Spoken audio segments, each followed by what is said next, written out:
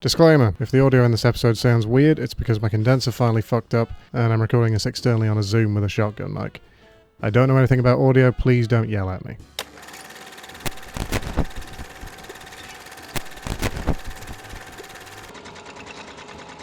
Being a made with Unity early access indie game in the mid-2010s must have taken balls. Thankfully Greenlight's death and some slight quality controls meant things aren't as bad as they used to be, but shitty shovelware is by no means gone. For a long time, Steam was absolutely flooded with low-effort shite or otherwise personal projects that look better in someone's head than they do curled out hot and steaming onto the chest of the Steam store page. But every now and then you'd find a game in early access with crowdfunding that was made by someone competent who was actually trying to make a decent fucking game, and one of those is Ghost of a Tale. Even more impressive given that this is largely a one-man project by a supervising animator for fucking Shark Tale. He did other movies, I just thought that fact was funny. Ghost of a Tale is a stealth RPG adventure game set in a Redwall-inspired medieval animal society. I never actually read any Redwall books, so my comparison is purely based off of hazy memories of seeing the cover art at book fairs. I remember thinking the art was pretty cool, but I was more of a hungry caterpillar kind of guy, which is to say I was a really dumb kid, now termed dumb adult, that didn't like reading anything longer than 10 pages. I did watch Secret of Nim a bunch of times though, so I guess I'm not completely without fantasy rodent-based nostalgia. It had an early version available on Steam in 2016, which was around when I picked it up, but the game itself had technically been in development since 2013, with the final finished version being released in 2018, with console ports coming out about a year later. So this game's been around a while. After a brief intro about a green flame that destroyed most of the world centuries ago, you're tossed into a jail cell. You play Tilo, a mouse minstrel that's been imprisoned and separated from his wife, and must now go on a grand adventure to find her. The fantasy shit about a flame that raises the dead comes back later, but for now it's not important. You're broken out of your cell using a key hidden under some bread and mysterious letter, and you're pretty much left to your own devices. The game never tells you where to go. Overall, the map is fairly small, with you sticking to the halls of the keep, with some surrounding outdoor environments.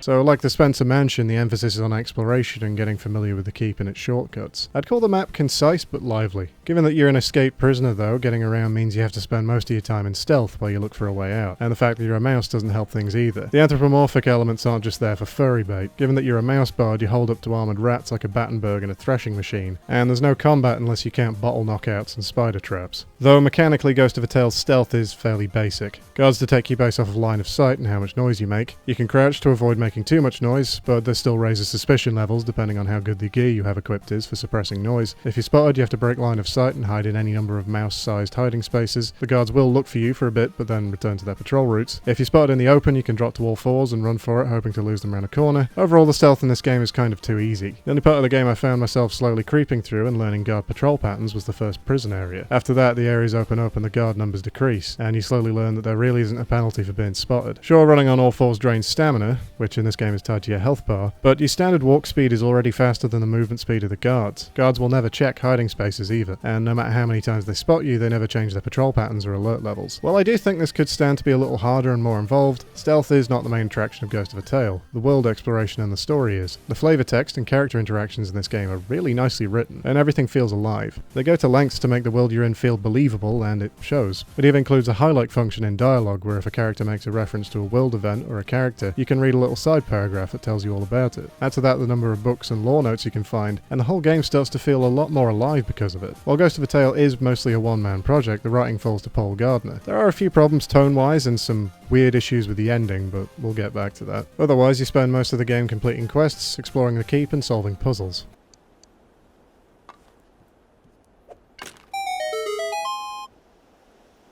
The game has an element of RPG progression through level ups that you get from the XP gained from doing quests, but it only raises your max health and stamina. There are no skill trees, there's just a finite number of skills you can learn from completing quests for specific characters. These skills can give you some passive buffs and also more useful activated skills like highlighting objects or detecting guards through walls. Although I did 2 playthroughs, one with all the side quests and one without, and you can easily beat the game without them. But again, the main meat of this game is exploring the keep and listening to what people have to say. So if anything, it's a testament to how much I like this game's flavor text that I wasn't that arsed about the quest rewards. In addition to skills and leveling up, you can also improve Tilo by finding hidden costumes around the map. You find their pieces independently and some can be pretty well hidden, but these clothes can give you buffs to your movement speed, stamina regen, fire, weapons and poison resistance, and detection speed. But some outfits will also give you special actions once you wear the full costume, like the guard costume, which lowers your movement speed considerably but lets you walk around the keep without being spotted, and lets you talk to the guards and the commander. You can wear a pirate costume and convince this frog you're his dead friend and trick him into letting you borrow some cash off him. You can wear the costume of a famous thief and talk to these amateur thieves to see what they really think about you. And there's the ranger outfit, which I can't find any reason why anyone would want to use. In the lore, it's mentioned that mouse rangers are allowed to move through certain areas of the keep without problems, but that the rats don't like them that much. What this means is that when you get spotted, the game gives you a literal coin toss as to whether you get your ass thrown back in jail, rather than giving you the chance to try and escape and hide. This might not sound so bad, but later in the game you'll be exploring pretty far away from the starting jail, meaning if the toss fails you'll have to walk the whole way back and hope you don't get spotted. There are a few other costumes which I'll get into, but they're kind of spoilers, so I'll save those for later. As for quests, you'll meet pretty much all the side characters through the story anyway, but whether you choose to help them out in their quest line is up to you. Though if you're worried about how side quests affect the main story, don't worry. The game has the same ending whether you complete the side quests or not. The three main side quest chains can be gained from the Apothecary, the Commando, and thief duo Fatal and Gusto, but the Commander's quest line is probably the longest and most involved, which has you going full Departed and looking for the murder of the prison's jailer, and going undercover in a prison smuggling ring. And as a reward for it, you get to upgrade the armor to be slightly less sluggish and learn how to rearm traps. Though you can get another piece of armor later in the game that makes these upgrades kind of unimportant, and the only time I ever rearmed a trap was once near the end of the game. But again, this game is the definition of that cliche that it's the journey and not the destination. Overall, the game is pretty short, even if you do all the side quests, which is one problem I have with the game, though I know I'm asking too much given the size of the game's team. But the game does feel like it pulls out halfway, rolls over and falls asleep,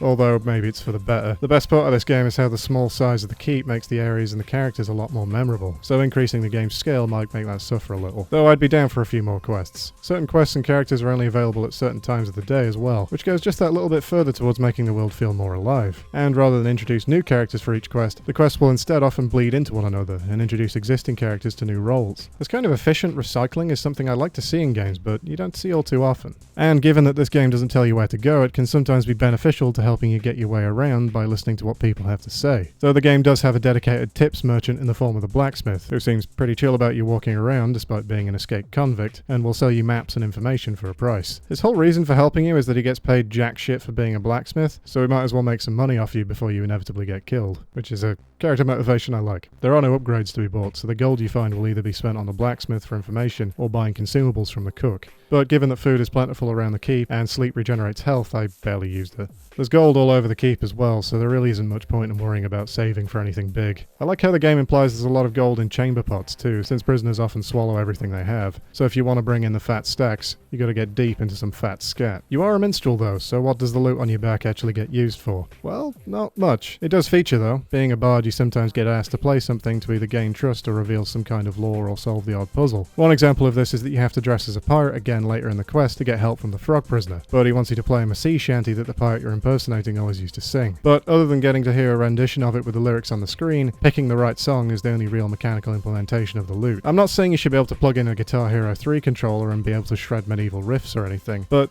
something might have been nice. Though given how many times you do it, I feel like that might become annoying after the first few times. Or you can just do what I do, and anytime someone asks for a song, you sing the tavern ballad about a rat with a huge cock. You can do it at really pivotal plot points too. I wish more games let you ruin a moment by singing about someone's deviant art commission. That being said though, the music for this game is amazing. There's a fair few songs in the game, and each one has its own composition with written lyrics.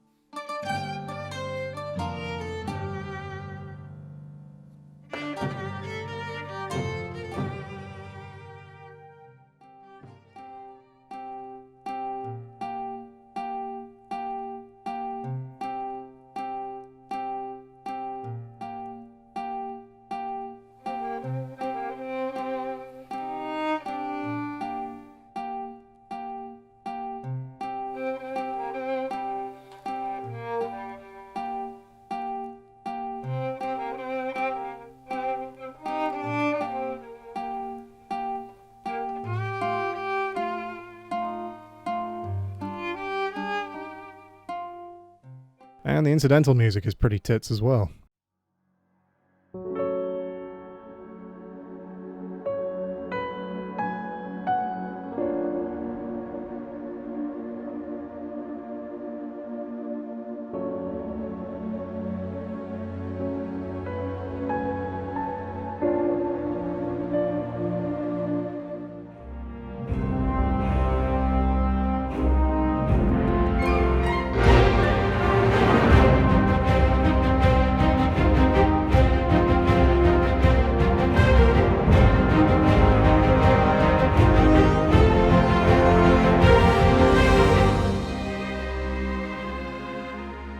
I'm not sure what it is that it's doing right, but it really manages to nail this feeling of an adventure that's got a slightly dark hint to it, and I'm a picky cunt when it comes to finding straight orchestral music that stands out to me. Given that the main point of the game is exploration, the environments are subtly nice to look at too, with each area having its own character based on visuals alone. The art direction makes the environments feel lived in, and the morning and mid-daylight makes each area really atmospheric. The environments also have loads of little details as well, like these stairs in the canteen so that mice can serve food. Being the size of a mouse means you have to clamber up and over most of the furniture, and you get a sense of the world not being designed for you. Character animations stand out too, which makes sense given that Lionel Gallat is an animation industry veteran. Characters feel alive and weighty, and it feels good to move around, with Tilo's idle animations in particular giving this kind of scared twitch that builds on you being a literal fucking mouse, but also making him more human, I guess. The 2D art for the portraits is really nice too, and gives otherwise unexpressive models a lot of character and dialogue. Overall, the game is amazingly stable. I say that like it's surprising, but given that this game is largely made by one guy, there's a level of polish here that I haven't seen anywhere else. I'm not an expert on one-man game projects or anything, but this is the one that comes to mind when I think of recent examples. I did encounter a few bugs, one on the first playthrough where I got stuck in the rafters here, which wasn't so bad, but I did encounter one fairly major game-breaking one in the second playthrough, where I was unable to use the candlestick, which makes the game unfinishable since you need to burn these cobwebs to progress through the main quest. So if you encounter this one, just restart. Other than that, the only real jank is the pause that happens before you can save. You can only save when hidden in this game to stop you save fucking yourself, I guess. But once you climb into an object, you have to wait a few seconds before the game will let you save, and if you do it before, it will tell you that you aren't hidden. Though, to be honest, that's just a small nitpick if anything. On the subject of the candlestick though, the low light environments are the best in this game in my opinion. I don't know what it is that it's doing right, but when you're wandering around in the dark with nothing but a candlestick to light your way and the sound of your footsteps, it gets pretty atmospheric. And on some levels it's a mechanic, with some areas being too dark to see in. The candlestick uses up sticks that you can find around the keep in infinite piles, and you start off being able to carry 5 with a skill you can unlock raising the capacity to 10 later. It doesn't kick out as much light as the lantern, but like I said, you need it to burn things. The lantern is filled up at oil stations, kicks out more light,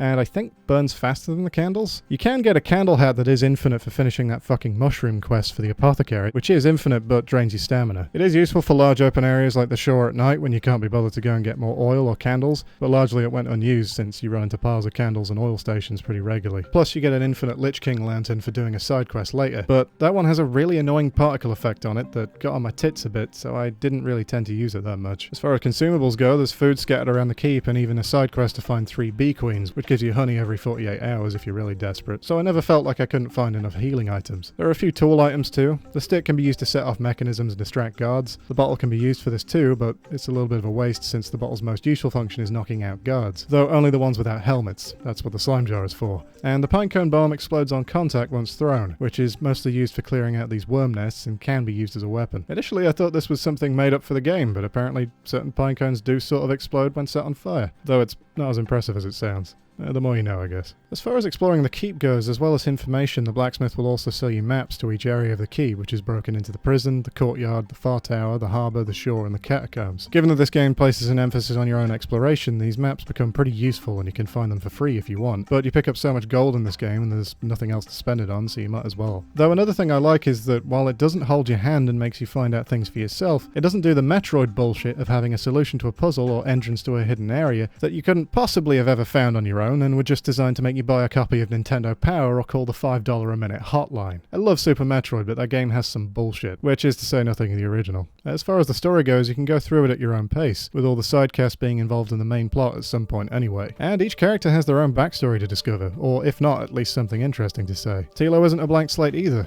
Throughout the game you can find roses that fill out your backstory about your life as a minstrel and your wife prior to being imprisoned. And it ends up being pretty melancholy, actually. After breaking out and reaching a watchtower, you meet Silas, a rat that is sympathetic to your cause but needs you for something first before he'll help you find your wife. So he wants you to put together a full suit of armor and an antidote for spider venom to find a silver ring in the catacombs underneath the keep. The spiders get bigged up with you even having to find a dead one ahead of time to get the venom, but they really aren't that much of a threat. They don't seem to give a shit that you're there, and even when they spot you, they're slow as fuck. And apparently spiders can't climb in this universe, so you're pretty safe. Otherwise, while you put these items together, you can choose to help Gusto and Fatale find a few things for their escape, with Fatale having her own questline about helping her sleep. And once you have the full suit of armor, you can start the Commander questline if you like. So you can really go at your own pace for most of the game, and it'll never rush you along to get things done. I'm going to put up a warning before the heavy spoiler stuff later, but if you want to go in blind, then I'd recommend stopping here. Though even if you aren't bothered about the story, you can still have fun reading the extra lore material in books and the annotated dialogue notes. So that's your first warning, if you care about that kind of thing. Once you reach the catacombs, the ghost of someone called Dwinlan? Dunlane? Dylan. You son of a bitch. A hero of old that apparently beat back the world-ending force mentioned in the intro hundreds of years ago. If you paid attention to any of the lore ahead of this, you kind of already have an idea of who they are, and you even have a song you can play that tells you about his legend. Though a twist here is that all the lore about Dwinlan refers to him as a he, though Dwinlan is in fact a she. They have a line of dialogue about it, but that's mostly just her saying that, yeah, that's weird, and it's never brought up again, which makes me question why it's in the game, but yeah, it was interesting, I guess. She tells you that being dead fucked up her head and now she can't remember out, so sends you out to find out what you can about her dead lover. You take the loot, but get intercepted by a big fuck-off magpie, and you break open the chest, mainly just so you don't have to carry the chest the whole way back up. You take the contents back to Silas, but all you have is a cylinder and no ring, which confuses Silas, while Dwinlan tells you where you can find another one. Which means you have to go and get the key to the explosive storeroom off the blacksmith to blow a hole in the cave wall to get to the shore. And you discover that Silas already employed a mouse to get the ring, but she was crushed by the rockfall in the caves, which makes me question the moral integrity of Silas a bit. Tilo even has a line of dialogue about it, but he doesn't seem too bothered to be working with a guy who's already sent one mouse to his death, so I guess it doesn't matter. I'm going to put the major spoiler warning here since it's nothing but plot reveals from here on out, so here's your warning again. You bring the final ring back to Silas and he tells you that the transport ship your wife is on just docked in the harbour and wishes you on your way. But when you get down there you find out your wife isn't on it. Instead she traded places with an old woman so she could be with her son. And you learn from the old woman that your wife is in fact a freedom fighter against the Red Paw. An empire of rats that now rule most of the land in whatever the fuck this fantasy universe is called. This is apparently a revelation to Tilo, and he has a would you kindly moment when he realises that every time she travelled with you, she would disappear for a few hours to do guerrilla tactics shit. You reroute the ship and run back to Silas, but find out he's gotten smashed as fuck and is acting a right prick for some reason, so you have to sober him up and find out what's eating him. He opens up to you that the cylinder contained a letter that named Silas the firstborn son of a disgraced king known as the Coward King, and that he is his son. Silas shows you some white figurines known as Lutkas, which mice carve of their family members, revealing that Silas was in fact raised by mice. You actually have your own, a white one of your wife and a black one of your dead son, which comes back later because this fucking game has more plot reveals than a soap opera. Honestly, given how short this game is, it feels like they try and make up for lost time by moving at 200 miles an hour. But the story does still stay interesting. Silas drops another bombshell and tells you that the ship that actually carried your wife is reported lost at sea, and that it's impossible to trace her, and jokes that you might as well ask a magpie to find her. In the game's lore, magpies are magical beings that can commune with the celestial gods and hold all the known information in the universe, and there happens to be one living in the catacombs underneath the keep. But they only speak to those of nobility, apparently, so you have to go on another fetch quest to put together a king's outfit. This one isn't so bad, but having to look around for gold nuggets along the shore for the blacksmith to make the crown is a bit of a ball ache.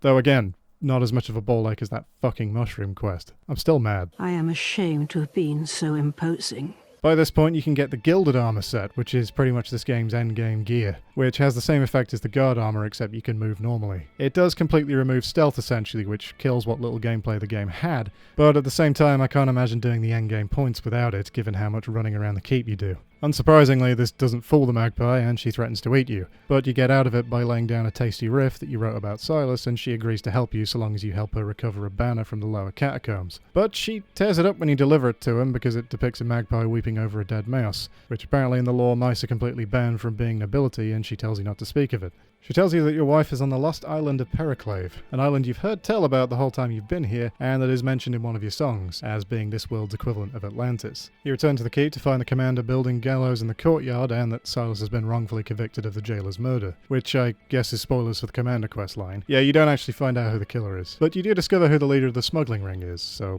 that's something. You find Silas in your old cell, and he opens up to you again. Jesus fucking Christ. That he was on duty the night your son died. And if you find enough roses, you learn that your son was killed by a spider bite, and that the guards wouldn't let you into the gates because they couldn't find the guard in charge. Silas was the one in charge and was shit-faced the night your son died. He says he tried to save him, but he died on the road to get help, and Tilo never heard anything from him. The whole game, Silas seems intent on helping you, but is ambiguous as to why. He sees helping you find your wife as a way to atone for killing your son, but now thinks he should probably hang anyway and refuses to speak to you. You find the charts by impersonating the pirate frog's dead friend again, and he tells you that he visited the island and found some real bad shit there, and buried most of it in a chest on the shore to be lost to time. And you crack it open despite the frog telling you that you probably shouldn't. The cook intercepts you before you can open the chest, which makes more sense if you do the commander's quest line, but her face gets melted Ark of the Covenant style once she opens it. Kinda sad there's just a text box for that, but oh well. Unsurprisingly, the box you were told would fuck everything up fucks everything up, and the dead start rising. You rush back to the keep before they can hang Silas, and your cover is blown. But not before the blacksmith, now revealed to be the famous pirate whose clothes you stole, rushes in and saves you before telling you how much of a moron you are, and that you just brought the world-ending green flame back. Supposedly his ship crashed here a few years ago, and he avoided imprisonment by killing the blacksmith to pose as him, to make sure he could keep watch over the chest, and to make sure no one ever opened it. It turns out the money you gave him was part of a fund he was saving to try and compensate the blacksmith's family. You fight a lackluster boss fight on the beach and shut the chest, but you find out that that wasn't the end of it, and the world-ending green flame is still going to continue to spread. The captain chastises you a bit more, and you say goodbye to everyone and set off the lost island of Periclave.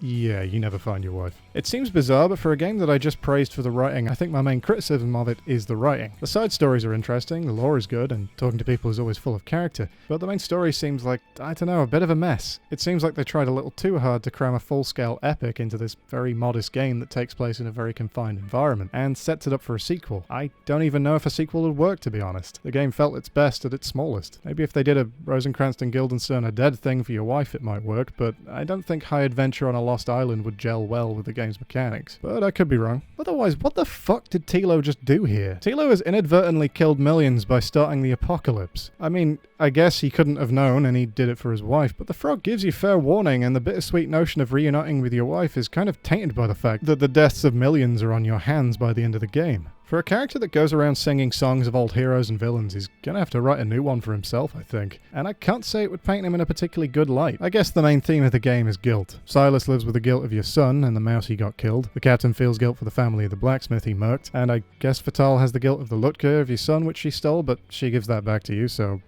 I don't think that really matters. But the guilt that Tilo probably lives with now makes me wonder if the next game would start with you with a gun in your mouth. It just seems odd is all. Though I would say the story is still worth playing through despite this. It just raises more questions than answers for a game this small. I wanted to cover this game because it feels like it's been slightly forgotten. It got some attention back when it came out, and its Indiegogo campaign was a success, but I feel like it's kind of gotten hazy in memory, which is a shame given how much effort this game must have been to make, especially for such a small team. Despite its mechanical drawbacks and some confusing story elements, Ghost of a Tale has charm, and a story and characters that, while not perfect, still have me invested in the world and the things that go on outside the keep. Yes, the stealth is kind of pointless and you can blitz through the game right from the start, but if anything it's testament to the fact that the game world and its craft was interesting enough to keep me hooked despite its flaws.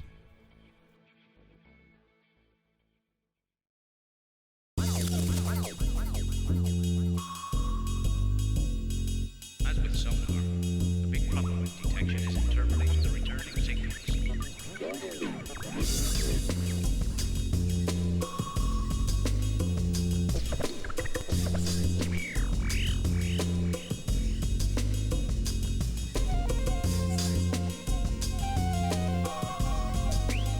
All aircraft carry an electronic gizmo called IFM, Identification Random.